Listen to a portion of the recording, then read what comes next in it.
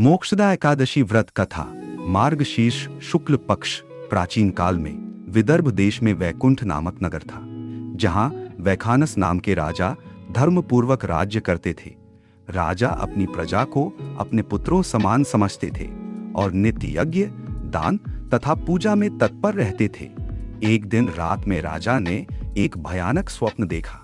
स्वप्न में उन्होंने देखा कि उनके पिता नरक में अत्यंत कष्ट झेल रहे हैं। स्वप्न इतना तीव्र था कि राजा का मन अशांत हो गया। प्रातः होते ही राजा ने दरबार में धर्मज्ञ ब्राह्मणों, ऋषियों को बुलाया और स्वप्न के विषय में उन्हें बताकर इसका समाधान पूछा। ऋषि का उत्तरेह सुनकर महर्षि ने अपने योगबल से राजा के पिता का हाल देखा और कहा, राजा, तुम्हारे पिता पिछले जन्म में एक ब्राह्मण के पास दान के लिए आए एक याचक का अपमान कर बैठे थे।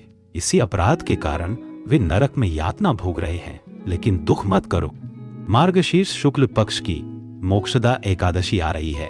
यदि तुम उस दिन पूर्ण विधि से व्रत रखकर उसका पुण्य अपने पिता को अर्पित कर दो तो उन्हें तुरंत मुक्ति प्राप्त हो जाएगी। व्रत का पालन राजा ने मुनि के निर्देश अनुसार मोक्षदा एकादशी का व्रत रखा।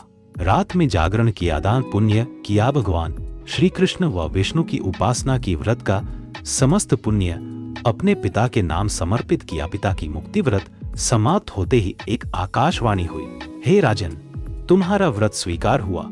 तुम्हारे पिता को नरक से मुक्त कर विष्णु लोक भेज दिया गया। राजा के हृदय में अपार आनंद छा गया। मुनियों ने कहा, मोक्षदा एकादशी वह महान तिथि है जो पितरों को मुक्ति और जीव को परम कल्याण देने वाली है।